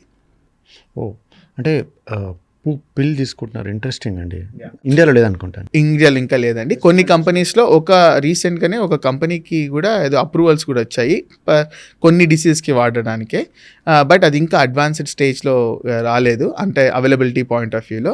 But future will be like that అండి. డైరెక్ట్గా పూప్ పిల్స్ తీసుకోవడము, ఇట్ విల్ బీ దేర్. మనకు వినడానికి ఎలానో ఉంటుంది కానీ but this is where the future of medicine is also. అంటే అందులో హెల్తీ బ్యాక్టీరియా తీసుకొని మెడిసిన్ లా ప్యాక్ ఒక చేసి కన్సోర్టియం అంటారు, అంటే మన గ్రూప్ ఆఫ్ హెల్తీ బ్యాక్టీరియాని వాళ్ళు ఏదైతే తీసుకొని డైరెక్ట్ గా పూప్ పిల్స్ అంటే పూప్ తీసుకోవడం కాదు, దానికి ఒక ప్రాసెస్ చేసి దాన్ని చేసి వాళ్ళు పిల్ రూపంలో ఇస్తారనమాట. సో ఏంటంటే నాకు మలమూత్రాల ఇష్యూస్ కి మల మాత్రలు తీసుకోవడం, అంతే. బాగా చెప్పారు. మలమూత్రాల ఇష్యూస్ కి మాత్రలు తీసుకోవడం. ఇంకా ఒక మాట అన్నా సార్, స్విట్జర్లాండ్లో పూప్ వాల్ట్స్ ఉన్నాయని చెప్పేసి. పూప్ బ్యాంక్స్ వేరు, పూప్ వాల్ట్స్ వేరు కదండి. స్విట్జర్లాండ్ లోనే స్వీడన్లోనే ఎగ్జాక్ట్ గా నాకు తెలియదు, బట్ పూప్ వాల్స్ కూడా కన్స్ట్రక్ట్ చేస్తారు. పూప్ వాల్ట్స్ ఎందుకు మరి? మైక్రోబయామ్ టైప్స్ గురించి మాట్లాడితే ఒకప్పుడు మన హంటర్ గ్యాదరర్స్ ఉండేవాళ్ళు, అంటే మన పూర్వీకులు ఏన్షియంట్ మ్యాన్ అంతే, వాళ్ళు వేటాడి ఫారెస్ట్ లో దొరికిన జంతువులను వేటాడి తినేవాళ్ళు. వాళ్ళకు ఫైబర్ ఇవన్నీ కూడా ఎక్కువ ఏం లేదు, ఉట్టి మాంసమే. సో వాళ్ళకు ఒక టైప్ ఆఫ్ మైక్రోబయామ్ ఉండేది, అంటే గట్ లోపల కొన్ని రకాల బ్యాక్టీరియా ఉండేది. ఓవర్ ద పీరియడ్ తర్వాత కొన్ని జనరేషన్స్ తర్వాత ఏమైంది, ఫార్మింగ్ మొదలుపెట్టారు. సో మనకు ఫార్మింగ్ రాగానే పల్సెస్, ఇవి ధాన్యాలు ఇవన్నీ కూడా పండించుకొని తినడము, చెట్లు ఇవన్నీ కొన్ని చిన్న చిన్న ఆకుకూరలు ఇవి తినడం మొదలుపెట్టారు. ఇక్కడ ఫైబర్ బాగా వచ్చింది, మంచి గ్రెయిన్స్ ఇవన్నీ. సో వాళ్ళ టైప్ ఆఫ్ గట్ మైక్రోబయామ్ ఒక రకమైన బ్యాక్టీరియా క్యారీ చేసింది. ఇప్పుడు అట్లనే అథ్లెట్స్, ఒక రీసెర్చ్లో తేలిందంటే అథ్లెటిక్ ఉంటారు కదా, టాప్ అథ్లెట్స్ వాళ్ళ మైక్రోబయామ్స్ తీసుకొని చెక్ చేస్తే వాళ్ళకు ఒక రకమైన బ్యాక్టీరియా ఉండడం అలా ఉంది. వెస్టర్న్ డైట్లో చూసినప్పుడు వాళ్ళకు ఒక రకమైన బ్యాక్టీరియా ఉంది. ఇప్పుడు ఏమైందంటే ఇవన్నిట్లో western diet is a poor diversified type. ఎందుకంటే హై ప్రాసెస్డ్ ఫుడ్స్ ఉండడము, ultra process foods and low fibre intake. అక్కడ ఆల్మోస్ట్ లో ఇది ఎంత అంటే ఈ ప్రాసెస్ ఫుడ్స్ ఈ కాంబినేషన్స్ కూడా చాలా ఇంపాక్ట్ చూపిస్తాయండి. ఇప్పుడు హంటర్ గ్యాదరర్స్ దగ్గర చూస్తే వాళ్ళ దగ్గర గుడ్ బ్యాక్టీరియా కూడా చాలా ఉండేది, అది ఒక ఫారెస్ట్ లాగా ఉండేది అంటారు. ఎందుకు అంటే వాళ్ళు హంటింగ్ అండ్ గ్యాదరింగ్ చేసినా కానీ they are eating good protein బాగా తీసుకుంటున్నారు, అండ్ ఆల్సో ఫిజికల్ యాక్టివిటీ బాగా ఉండేది అన్నీ ఉండేది. మన వెస్టర్న్ డైట్లో చూసుకుంటే ఫైబర్ తక్కువ, అల్ట్రా ప్రాసెస్ ఫుడ్స్ ఎక్కువ, అండ్ ఇది వర్స్ట్ గట్ డైట్ లాగా అనుకోవచ్చు. మనకి ఇప్పుడు ఏదైనా రేటింగ్స్ తీసుకుంటే western diet is a worst diet. అంటే వెస్టర్న్ అంటే అమెరికా, కెనడా, అమెరికా కానీ అంటే ఇక్కడ ఈ వెస్టర్న్ సైడ్ అంతా కూడా వాళ్ళు ఏం తినేటోళ్ళు పొద్దున్న లేసి, ఇంకా ఒక రకంగా చెప్పాలంటే కంపెనీస్ ఇండ్యూస్ చేసిన ఏదైతే ఉంటాయో అవే ఇప్పుడు చేస్తారంట. ఆరెంజ్ జ్యూస్ తాగడము, ఫుల్ ఆరెంజెస్ పండు తినకుండా జ్యూస్ తాగడము, ఈ మైదాతో చేసిన పొద్దున్నే బ్రేక్ఫాస్ట్లు ఇవన్నీ కూడా ఎక్కువ చేయడము, పిజ్జాలు, బర్గర్లు, జంక్ ఫుడ్ ఎక్కువ ఉండేది అనమాట. సో అలా అనమాట. సో ఇప్పుడు ఏమైందంటే మనం ఇండియాలో కంపేర్ చేసుకుంటే మన వాళ్ళు కూడా మన బాడీని మంచి ఒక పాష్ లగ్జరీ కార్ అనుకోండి, లగ్జరీ కార్ని మెయింటైన్ చేయడానికి కిరోసిన్ ఫ్యూయల్ లాగే వాడుతున్నారు. పెట్టాల్సింది యాక్చువల్ మంచి ఫ్యూయల్, దానికి ఏం కావాలో అది పెట్టాలి. అలా కాకుండా అల్ట్రా ప్రాసెస్ ఫుడ్స్ ఇవన్నీ పెట్టి ఇంజన్ని తొందరగా పాడు చేస్తున్నారు. ఇంతకుముందు మీరు అన్నట్టుగా పెద్ద పెద్ద కంపెనీస్ పూప్ కలెక్ట్ చేస్తున్నాయి అని కొంటున్నాయి, డబ్బులు ఇచ్చి హెల్తీ పూప్ని కొంటున్నాను. మీరు ఇప్పుడు అన్నట్టుగా వెస్టర్న్ కంట్రీస్లో బాగా అన్హెల్తీ డైట్ కాబట్టి ఫ్యూచర్లో India could be a great poop donor అనమాట. తప్పకుండా అట్లా కూడా కావచ్చు. కానీ మనం ఇప్పుడు ప్రాబ్లమ్స్ మనకి ఇండియాలో కూడా చాలా ఎక్కువగా క్రోనిక్ డిసీజెస్ పర్సెంటేజెస్ పెరుగుతూ పోతుంది. అదే మీరు అన్న డయాబెటీస్, ఇండియా డయాబెటీస్ క్యాపిటల్ అంటారు. ఇండియా ఇస్ డయాబెటిక్ క్యాపిటల్ అయింది. Fatty liver disease almost every 3 పీపుల్లో ఒకరికి ఫ్యాటీ లివర్ వస్తుంది ఇప్పుడు మాట్లాడుకుంటే. Obesity issues, metabolic issues, auto immune disorders, ఇంకా 50 years 40 years దాటిన వెంటనే వాళ్ళకు 1 లేదా 2 క్రోనిక్ డిజార్డర్స్, అంటే హైపర్ టెన్షన్, కార్డియోవాస్కులర్ డిసీజ్, ఇటువంటి క్రోనిక్ డిజార్డర్స్ కూడా 40-45 ఏళ్ళు దాటిన తర్వాత వాళ్ళకు ఒకటో, లైక్ ఇది WHO చెప్పిన news, 1 in every after 40-45 years either 1 or 2 chronic disorder diagnose conditions వస్తున్నాయంట. అంటే 2 మనుషుల్లో ఒకరికి. ఇప్పుడు మన రూమ్ లో ఇప్పుడు 4 ఉన్నారంటే 2కి క్రోనిక్ డిజార్డర్స్ 45 years దాటిన తర్వాత వస్తాయనడానికి ఇది WHO చెప్పే న్యూస్. ఇంత బ్యాడ్ గా టర్న్ అవుతుంది అంటే not only India, everywhere in the world, ఎక్కడ చూసినా కానీ. సో దీనికి కారణాలు ఏంటి అని మనం ఆలోచిస్తే ఫస్ట్ థింగ్ వచ్చేసి మళ్ళీ again goes back to single thing, life style and food habits. ఏం చేస్తున్నారు, గట్ మైక్రోబయామ్కి ఇంపాక్ట్ చేస్తుంది. సో వీటన్నిటినీ ఇప్పుడు we have a great knowledge. ఇప్పుడు మనకి thanks to the science advancement కానీ మన ఇండియన్ కల్చర్లో ఏంటంటే ఆయుర్వేద నుంచి టైం నుంచి కూడా అందరికీ తెలిసిన విషయమే. ఇది ఇప్పుడు ఒక వర్డ్ కూడా అనుకుంటాం, preventative medicine, future will be the preventative medicine అనుకుంటాం కదా. It shouldn't be a preventative regret for us. ఎందుకంటే మనం రిగ్రెట్ కాకూడదు రేపు పొద్దున ఫ్యూచర్లో మన యంగర్ జనరేషన్స్ కూడా ఏంటి అని ఇంత నాలెడ్జ్ మనకు ఫస్ట్ నుంచి ఆయుర్వేద టైం నుంచి కూడా మన పూర్వీకుల దగ్గర నుంచి ఇంత నాలెడ్జ్ ఉండి కూడా మనం దాన్ని యూటిలైజ్ చేసుకోకపోతే that will be the regret. అందుకనే that's biggest regret in coming future for kids కానీ ఎవరికైనా కానీ ఇప్పుడిప్పుడే రియలైజ్ కాకపోతే. ఇలా అండి గట్ హైజీన్ గురించి మాట్లాడుతున్నాం కాబట్టి గట్ మైక్రోబ్స్ గురించి ఇంకేమైనా హైజీన్ టిప్స్ ఉన్నాయా? ఇంకా జనరల్ పబ్లిక్ ఏమైనా తప్పులు ఏమైనా చేస్తున్నారా గట్ మైక్రోబ్ విషయంలో? ఎస్ అండి. ఒకటి ఏంటంటే యానల్ వాష్ విత్ సోప్. అది ఒక రీసెంట్గా కూడా కొన్ని పేపర్స్ అంటే యానల్ వాష్ విత్ సోప్ అంటే కొంచెం తెలుగులో. ఎస్, ఇప్పుడు మనం స్నానం చేసినప్పుడు మన ఎక్కువ సోప్ తీసుకొని మన యానస్లో క్లీన్ చేసుకోవడము ఇవన్నీ కూడా ఇది నాట్ రికమెండబుల్. ఇది ఒక టిప్ లాగా వాళ్ళు చెప్తున్నారు. ఇప్పుడు రీసెర్చ్లో తేలింది ఏంటంటే ఆ సోప్ ఏం చేస్తుందంటే మనం ఎక్కువ ఎక్స్ట్రా కేర్తో క్లీన్ చేసుకొని మనం ఏదో హెల్తీగా పెట్టుకుంటున్నాం అనుకుంటాం, కానీ అక్కడ ఉన్న గ్రీసీ లేయర్ కానీ ఆయిలీ లేయర్ని కానీ బాగా డిస్టర్బ్ చేస్తుంది. అక్కడ కూడా మైక్రోబయోమ్ ఉంటుంది అంటారా? అక్కడ మైక్రోబయోమ్ కన్నా అక్కడ ఏంటంటే ఏదైతే ఫ్రిక్షన్ మనకు ఆ మోషన్ వెళ్ళడానికి ఫ్రిక్షన్ ఇవన్నీ జరగడానికి ఉంటుందో అక్కడ డిస్టర్బ్ చేస్తుంది, ఇరిటేషన్ క్రియేట్ చేస్తుందండి. అక్కడ pH లెవెల్స్ని చేంజ్ చేయడము, ఆ సోప్లో ఉన్న అసిడిక్ నేచర్ కానీ కెమికల్స్ కానీ అక్కడ చేసి చాలామందికి అదొక డిసీజ్ లాగా క్రియేట్ చేస్తుంది. అక్కడ కొంచెం ఇరిటేషన్ తీసుకొచ్చి ఇన్ఫెక్షన్ స్టార్ట్ చేయడం కూడా ఎక్కువ అవుతుంది. అందుకనే ఒక మీరు టిప్ అడిగారు కాబట్టి soap anal washes is not recommended. మీరు అన్నట్టుగా సోప్ వాడద్దు అన్నారు యానల్ వాష్కి. సో జనరల్గా మీరు కెనడాలో ఉంటారు కాబట్టి వెస్టర్న్ వరల్డ్ అంతా కూడా ది యూస్ టిష్యూ పేపర్. ఇండియాలో అయితే it's water. So what is recommended అండి అక్కడ? వాటర్ ఎక్కడైనా అండి water is the best recommendation అండి. ఒకవేళ వాటర్ అవైలబిలిటీ లేదు అంటే ఆ టిష్యూ పేపర్ వాడతారు, విచ్ వెస్టర్న్లో ఎక్కువ వాడేది. అది చిన్నపిల్లలకు కూడా టిష్యూస్ కాకుండా వాటర్ అవైలబుల్ చేస్తున్నారు, వాళ్ళకి వాటర్తోనే క్లీన్ చేయడము రికమెండెడ్. ఓకే, సోప్ కంప్లీట్గా అవాయిడ్ చేయడం బెస్ట్. ఓకే, చాలా జంక్ ఫుడ్ గురించి మాట్లాడుతున్నాము, గట్ మైక్రోబయోమ్ గురించి మాట్లాడుతున్నాము. ఏ ఫుడ్స్ హెల్తీ అని చెప్పండి. అట్ ద సేమ్ టైం ఒక బిర్యానీ తింటూ ఒక కలర్డ్ సాఫ్ట్ డ్రింక్ ఏమైనా తాగామనుకోండి, ఒక్కసారి తిన్నందుకు ఒకసారి తాగినందుకు గట్ మైక్రోబయోమ్ అని పాడవద్దా? 4 AM బిర్యానీ టైప్లో మంచి biryani and coke. So again biryani ఒక మంచి refined carbs plus sugary drinks, colour drinks అంటే డెఫినెట్గా ఇది ఏం చేస్తుందంటే మన గుడ్ బ్యాక్టీరియాని అయితే ఫీడ్ చేయవు, కంప్లీట్గా స్టార్వ్ చేస్తుంది. బ్యాడ్ బ్యాక్టీరియా పండగ చేసుకుంటాయి. ఇవి చూస్తున్నారంటే వాళ్ళు బిర్యానీ ఇచ్చారంటే ఏదో పెళ్లి జరిగింది వాళ్ళకి అనుకుంటారు అవి. సో ఇది చేయడం వల్ల ఏంటంటే మీ టేస్ట్ సాటిస్ఫై అయినా మీ గట్ మాత్రం చాలా బాధపడుతుంది. ఓకే, అది 1 టైం తింటున్నారా, వీక్లీలో 2 టైమ్స్ తింటున్నారా, లేకపోతే మీరు తినేదాన్ని బట్టి ఎంత ఫాస్ట్గా గట్ ఎఫెక్ట్ అవుతుంది అనేది ఉంటుంది దాంట్లో. ఓకే, సో ఎప్పుడో ఒకసారి ఓకే స్వీట్ తినడం కానీ లేకపోతే బిర్యానీ ఇట్లా ఒకసారి తింటే మేబీ మీకు గట్ సపోర్ట్ బాగుంటుంది కాబట్టి ఏం కాకపోవచ్చు. అదే కంటిన్యూస్గా తింటున్నారు అనుకోండి, that is bad.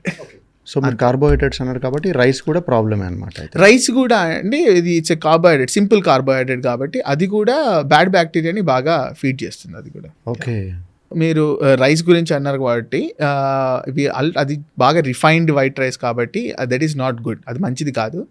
Brown rice లేకపోతే ఇప్పుడు మనకు మిల్లెట్స్ దొరుకుతున్నాయి, అవన్నీ కూడా చాలా మంచి కార్బోహైడ్రేట్స్, కాంప్లెక్స్ కార్బోహైడ్రేట్స్ మంచిది.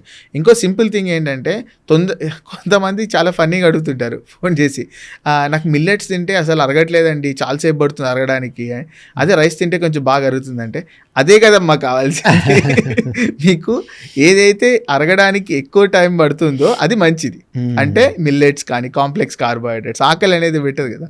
సింపుల్ కార్బోహైడ్రేట్స్ తొందరగా అరిగిపోతుంది. మీరు అది తిన్నారనుకోండి మళ్ళీ గంటకే మళ్ళీ ఆకలి వేస్తుంది. అందుకని అన్నం ఎంత తిన్నా తగ్గట్లేదు అంటారు కొంతమంది ఆకలి. సో అదే రీజన్. సో అందుకే వైట్ రైస్ని అవాయిడ్ చేసి బ్రౌన్ రైస్ కానీ మిల్లెట్స్ కానీ ఇవన్నీ అవి చాలా హెల్ప్ఫుల్ అయితే. గుడ్. ఇప్పుడు ఇండియన్స్ ఏం బ్యాడ్ ఫుడ్ తింటున్నారు సార్? హై థింగ్ వచ్చేసి ఇప్పుడు మామూలుగా అనాలిసిస్ పాయింట్ ఆఫ్ వ్యూలో కూడా చూసుకుంటే మామూలుగా ఇండియా వైడ్ ఎక్కువ ప్రాసెస్ ఫుడ్స్ కన్నా హై షుగరీ డ్రింక్స్ కానీ షుగరీ రిలేటెడ్ ఫుడ్స్ కానీ చాలా ఎక్కువగా తింటున్నారు, which is affecting their gut. అది పిల్లల దగ్గర నుంచి చాలా పెద్దల వరకు కూడా ఎన్ని వచ్చాయండి, కొత్త కొత్త డ్రింక్స్ అన్నీ వచ్చాయి. పిల్లలు స్కూల్ నుంచి పోయేటప్పుడు ఒకటి క్యారీ చేస్తే, ఇంటికి వెళ్ళిన తర్వాత ఒక షుగర్ డ్రింక్ చేస్తే, మళ్ళీ ఇంట్లో స్వీట్లు తినడము. అంటే ఇంత షుగర్ ఇంటేక్ చాలా ఎక్కువ ఇండియన్ పాపులేషన్లో. ఓకే, అంటే ఇప్పుడు మీరు అనేది స్పైసెస్ కానీ వాటితో పోలిస్తే sugar is the biggest villain. Sugar. Yes, spices యాక్చువల్గా హెల్ప్ అవుతాయండి. అన్ని స్పైసెస్ కరెక్ట్గా మోడరేట్ లెవెల్స్లో వాడుకుంటే చాలా చాలా మంచివి అవి గట్కి. Jeera powder, fennel seeds, cardamom, cinnamon, ఇవన్నీ చాలా healthy spices for Indian population. And ఇది చాలా మనకి యూనిక్ ఫ్యాక్టర్ కూడా. గట్ హెల్త్ గురించి కంపేర్ చేసుకుంటే, వెస్ట్రన్ వరల్డ్తో కంపేర్ చేసుకుంటే వాళ్ళకి ఈ స్పైసెస్ గురించి ఏం తెలియదు, దీని యొక్క బెనిఫిట్స్ కూడా వాళ్ళకి తెలియదు. ఇప్పుడు నేర్చుకుంటారు. వాళ్ళు వచ్చి డైటీషియన్స్ దగ్గరికి వెళ్ళి సినమన్ పౌడర్ తీసుకొని తాగండి ఇవన్నీ చెప్తుంటారు. మనకు అవి రోజు తినే ఫుడ్స్లో ఉంటాయి, కానీ మనం అబ్యూజ్ చేస్తున్నాం దానిలో కూడా. గట్ మైక్రోబయోమ్ ఇంప్రూవ్ అవ్వడానికి బెస్ట్ ఫుడ్ సజెస్ట్ చేయండి. బెస్ట్ ఒక్క ఫుడ్ అని చెప్పానండి, any fermented food every day మీరు తినగలిగితే. పులియబెట్టిన ఫుడ్స్ ఏవైనా? బెస్ట్ థింగ్ మనకు చాలా మంది చెప్పే ఉంటారు ఇప్పటికి కూడా, అంబలి తాగండి, లేకపోతే సద్దన్నం తినండి. ఏం లేకపోయినా అని దోశ మంచిది, కానీ ఆ దోశ కూడా ఇప్పుడు మిల్లెట్స్ దోశ ఇవన్నీ కూడా బాగా వస్తున్నాయి. ఫర్మెంటెడ్ ఫుడ్ ఏదైనా కానీ ఏం లేకపోయినా. ఇంకా బెస్ట్ థింగ్ ఏంటంటే ఫ్రూట్స్ ఎంత బాగా తింటే అంత మంచిది. డైవర్సిఫైడ్ ఫ్రూట్స్, సీజనల్ ఫ్రూట్స్, మనకు ఏ సీజన్లో దొరికే ఫ్రూట్స్ ఆ సీజన్లో ఖచ్చితంగా రోజుకు ఒక ఫ్రూట్ తిన్నారంటే వాళ్ళకున్న స్తోమతను బట్టి, వాళ్ళున్న అవైలబిలిటీని బట్టి చాలా మంచిదండి వాళ్ళు. అది నైస్. డాక్టర్ పూర్వి, సో మీ కంపెనీలో మీరు ఈ గట్ మైక్రోబయోమ్ బాగుందా లేదా అన్నది అనాలిసిస్ చేస్తూ ఉంటారు. అది ఎట్లా చేస్తారు ఒకసారి చెప్పండి. సో మేము ఒక కిట్ డెవలప్ చేసాం. బేసిక్గా ద ప్లాట్ఫామ్ కిట్ ఉంది. So this is called gut check test kit. ఇది we are the first one to launch in Canada launch చేసినప్పుడు మేమే ఫస్ట్. సో ఇప్పుడు బీయింగ్ ఎన్ ఇండియన్ అండ్ హైదరాబాద్కి వచ్చిన తర్వాత మాకు ఎప్పుడైనా సరే హైదరాబాద్లో కూడా లాంచ్ చేయాలని చెప్పి మేము ఇక్కడ ఇండియాకి కూడా తీసుకొచ్చి ఇండియన్ గట్ మైక్రోబయోమ్కి సూటబుల్ అయ్యేలాగా దీన్ని ప్లాట్ఫామ్ డెవలప్ చేసి మేము టెస్ట్ చేస్తాం. ఇది చాలా సింపుల్ టెస్ట్ అండి. ఇది ఏం లేదు, ఇది ఈ బాక్స్లో వచ్చేసి మీకు ఒక ట్యూబ్ ఉంటుంది. దీంట్లో మీకు ఒక క్యాప్ అంతా కూడా ఉంటుంది. మీరు స్టూల్ శాంపుల్ కలెక్ట్ చేయాలంటే మన మలంని కలెక్ట్ చేయడానికి ఒక ఎంత అమౌంట్ అని చెప్పి దీంట్లో ఇన్స్ట్రక్షన్స్ కూడా అన్నీ ఉంటాయి. కలెక్ట్ చేసిన వెంటనే మీకు ఇన్స్ట్రక్షన్ బుక్లెట్, ఇంకా ఒక ప్రీపెయిడ్ ఎన్వలప్ కూడా మీకు ప్రొవైడ్ చేస్తాం. దీంట్లో ఇన్స్ట్రక్షన్స్ అన్నీ ఉంటాయి, ఎలా కలెక్ట్ చేయాలి, ఏ టైంకి కలెక్ట్ చేయాలి ఎంత అని కూడా. మీరు కలెక్ట్ చేసి ఈ కవర్లో పెట్టేసి దీంట్లో పెట్టేసి మాకు రిటర్న్ మా ల్యాబ్స్కి పంపించేస్తారు. ఓకే, అంతే. That's all you have to do. చేసిన తర్వాత మీకు వితిన్ 3 weeks లోపల మీకు రిజల్ట్స్ వచ్చేస్తుంది అనమాట. ఇక్కడ ఇంట్రెస్టింగ్ ఏంటంటే ఇంట్రెస్టింగ్ చెప్పండి. అది మీ ల్యాబ్ పంపించిన తర్వాత ల్యాబ్లో ఏం జరుగుతుంది? సో ఇక్కడ ఏంటంటే మేము ఈ స్టూల్ శాంపుల్లో ఉన్న మీ స్టూల్ శాంపుల్లో ఉన్న మిలియన్స్ ఆఫ్ బ్యాక్టీరియా ఏవైతే ఉన్నాయో వాటిని మేము అనలైజ్ చేస్తాం. Advanced genetic sequencing technologies use చేసి మేము అనలైజ్ చేసి ఏ బ్యాక్టీరియా ఎంత ఉంది, గుడ్ బ్యాక్టీరియా ఎంత ఉంది, బ్యాడ్ బ్యాక్టీరియా ఎంత ఉంది, వాటి వల్ల మీకు ఎంత ఇంపాక్ట్ అవుతుంది మీ హెల్త్లో అని డిఫరెంట్ సెగ్మెంట్స్ లాగా డివైడ్ చేసి చూస్తాం. చెప్పండి. ఫస్ట్ వచ్చేసి future health risks, chronic disorders మనం మాట్లాడుతున్నాం కదా, rheumatoid arthritis, cardiovascular disease, obesity, diabetes. Risk ఎక్కువ ఉందా లేదా తెలుస్తుంది అనమాట, ఎంత రిస్క్ ఉంది అని. హై రిస్క్ ఉందా, లో రిస్క్ ఉందా, అటువంటి ఫ్యాక్టర్స్ చెప్తాం. అంటే దాన్ని బట్టి జాగ్రత్త పడవచ్చు మీరు. నెక్స్ట్ వచ్చేసి ఇప్పుడు ఎలా హెల్ప్ అవుతుంది ఈ స్టూల్ శాంపుల్లో ఉన్న బ్యాక్టీరియా మీ గట్ సపోర్ట్ దేనికి ఎలా ఉంది అంటే మెటబాలిక్ యాక్టివిటీ, మీరు తిన్న ఫుడ్ని ఎంత యాక్టివ్గా డైజెస్ట్ చేస్తుంది. అందులో కూడా మోర్ డీటెయిల్గా వెళ్తే ఫ్యాట్, ప్రోటీన్, గ్లూటిన్, లాక్టోస్. అందరికీ పాలు తాగండి, పాలు తాగుతారు చాలామంది, కాల్షియం అని చెప్పి. కానీ పాలు మీకు కరెక్టా కాదా, పెరుగు మీకు కరెక్టా కాదా, ఏ ఫుడ్ మీకు కరెక్ట్, అవన్నీ కూడా మెటబాలిక్ యాక్టివిటీలో చూస్తాం. మెంటల్ హెల్త్ సెగ్మెంట్కి వచ్చినప్పుడు మీకు స్లీపింగ్కి ఎలా హెల్ప్ అవుతుంది, మీకు మీ మూడ్ లెవెల్స్ని ఎట్లా ఇంటరాక్ట్ చేస్తుంది, మీకు ఇంకా హ్యాపీ హార్మోన్ అంట సెరటనిన్, అది ఆ లెవెల్స్ ఎంత ప్రొడ్యూస్ అవుతున్నాయి, ఇవన్నీ కూడా చెక్ చేస్తాం. అంటే ఇప్పుడు శాంపుల్ చూసి అనలైజ్ చేస్తే నా స్లీప్ ప్యాటర్న్ ఎట్లా ఉంది కూడా మీకు ఐడియా వస్తుంది. అంటే మీకు స్లీప్ ప్యాటర్న్తోనే కాదు, మీ స్కిన్ ఇష్యూస్కి ఏమైనా గట్లో ఈ బ్యాక్టీరియా ఏమైనా స్కిన్ ఇష్యూని అగ్రివేట్ చేయడానికి అంటే ఎక్కువ చేయడానికా తక్కువ చేయడానికి కూడా హెల్ప్ అవుతున్నాయా, ఇచ్చి అండ్ డ్రై స్కిన్, అట్లా చాలా సెగ్మెంట్స్ని దీంట్లో 40 page PDF రిపోర్ట్ ఉంటుంది దీంట్లో. ఫిజికల్ హెల్త్కి కూడా, అంటే మీకు ఎరోబిక్ ఎక్సర్సైజెస్కి హెల్ప్ అవుతుందా, లేకపోతే మజిల్ స్ట్రెంత్ బిల్డింగ్కి ఎక్కువ గట్ సపోర్ట్ అవుతుందా, ఇవన్నీ తెలుసుకోవడం వల్ల మీరు ఏం చేయొచ్చు, అడ్జస్ట్ చేసుకోవచ్చు. ఇమ్యూనిటీ హెల్త్ కూడా, vitamins and also short chain fatty acids అంటారు. ఇవి చాలా ఇంపార్టెంట్ అండి. గట్ లైనింగ్ని, మీ గట్ బ్యారియర్ని మెయింటైన్ చేయాలంటే short chain fatty acids important. అవి సరిగ్గా లేదనుకోండి, మీరు ఎంత ఏం తింటున్నా కానీ అది సరిగ్గా డైజెస్ట్ కాక ఈ short chain fatty acids produce కాలేదనుకోండి, ప్రాపర్గా బ్యూట్రేట్ అంటారు, ఇవన్నీ కూడా ఉంటాయి, మీకు హెల్ప్ చేయలేదు. అంటే ఇవి ఫీడ్ చేస్తాయి మీ గట్ లైనింగ్కి, దానికి కూడా. సో ఇవన్నీ చెక్ చేస్తాం మేము. చేసి సొల్యూషన్గా ఓకే మీకు ఇంబ్యాలెన్స్ ఉందా లేదా అనేది ఫస్ట్ కనుక్కోవడంతో పాటు, ఒకవేళ ఇంబ్యాలెన్స్ ఉంటే ఏ ఫుడ్ తింటే మీరు బ్యాలెన్స్ చేసుకోగలుగుతారు. అది కూడా మీరే ప్రిస్క్రైబ్ చేస్తారా, లేదంటే ఈ రిజల్ట్స్ పట్టుకొని మీరు డాక్టర్ దగ్గరికి వెళ్ళాలా? పర్సనలైజ్డ్ ఫుడ్ రికమెండేషన్స్ దీంట్లోనే క్లియర్గా ప్రిస్క్రైబ్ చేసి ఉంటుంది. అంటే మీకు పాలకూర మంచిదా కాదా, లేదా మీరు ఇవి ఏ ఫ్రూట్ తినాలి, ఇప్పుడు మ్యాంగో మీకు ఫ్రూట్ ఇంక్రీజ్ చేయమని వచ్చిందా, తక్కువ చేయమని వచ్చిందా, ఇట్లా రికమెండేషన్స్ పర్సనలైజ్గా ఉంటాయి.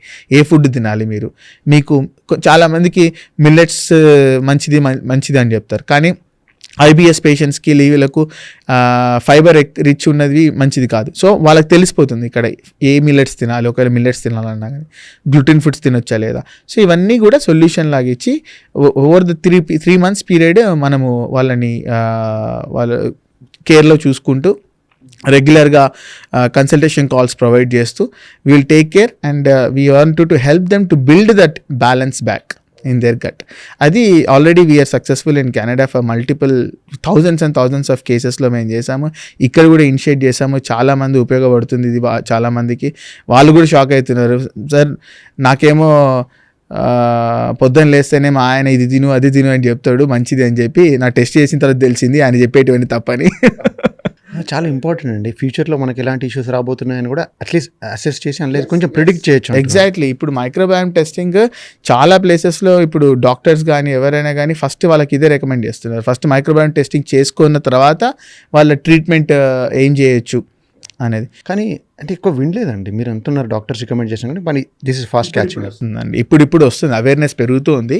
Gut health awareness, gut balance అంటే ఏంటి అని అవేర్నెస్ పెరుగుతుంది. అండ్ దట్ ఈజ్ ఆల్సో మేము ఎక్కువగా ఈ అవగాహన ఇంకా ఎక్కువ పెంచడానికే ప్రయత్నిస్తున్నాం.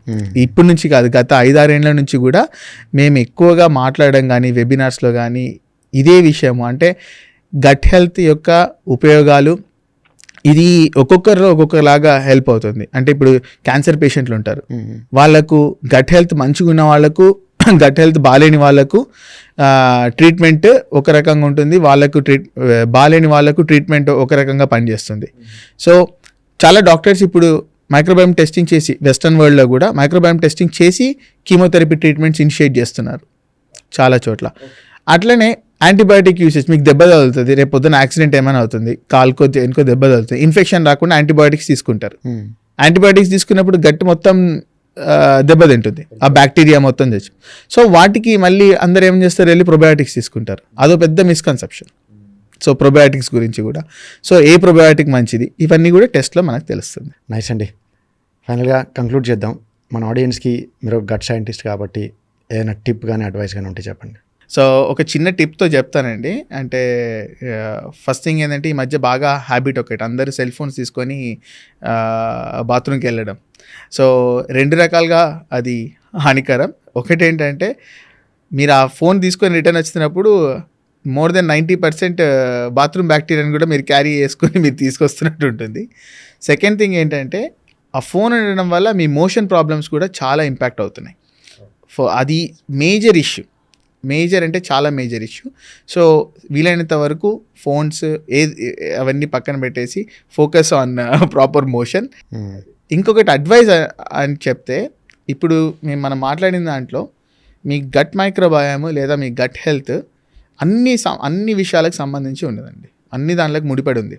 అంటే అది మెంటల్ హెల్త్ కావచ్చు, మీ ఫిజికల్ హెల్త్ కావచ్చు, మీ డైజెస్టివ్ సిస్టమ్ గురించి కావచ్చు, లేదా మీరు depression, sleeping patterns, skin issues, ఇవన్నీ కూడా దీనికే ముడిపడి ఉంది. సో మీరు ఎంత జాగ్రత్తగా చూసుకోవాలి. ఇప్పుడు ఒకటే సింపుల్ లాంగ్వేజ్లో చెప్పాలి అంటే, మీరు మీ కడుపులోకి పంపించేటప్పుడు ఫుడ్ని దేవునికి నైవేద్యం ఎలా పెట్టాలనుకుంటారో అంతే శ్రద్ధతో మీరు కూడా ఫుడ్ అంతే శ్రద్ధతో అంతే భక్తితో దాన్ని చూసుకుంటే it will take care of you. అందుకనే ఆహారంని ఔషధంగా మెడిసిన్లా తీసుకున్నారనుకోండి, రేపు పొద్దున్న ఫ్యూచర్లో మీకు మెడిసిన్ని ఆహారంలో తీసుకునే గతి పట్టదు. So take care of your gut. Take care of your gut, it will take care of you. Healthy gut healthy you అంటారు. అందుకనే nice conversation doctor Purvi. Thank you so much. Gut microbiome గురించి చాలా మందికి ఐడియా లేదండి. Of course ఇప్పుడు కొంచెం awareness వస్తుంది, but this was a very good useful helpful conversation అనుకుంటున్నాను. Hope it helps our audience. Thank you doctor. Thank you so much. Thank you for joining us.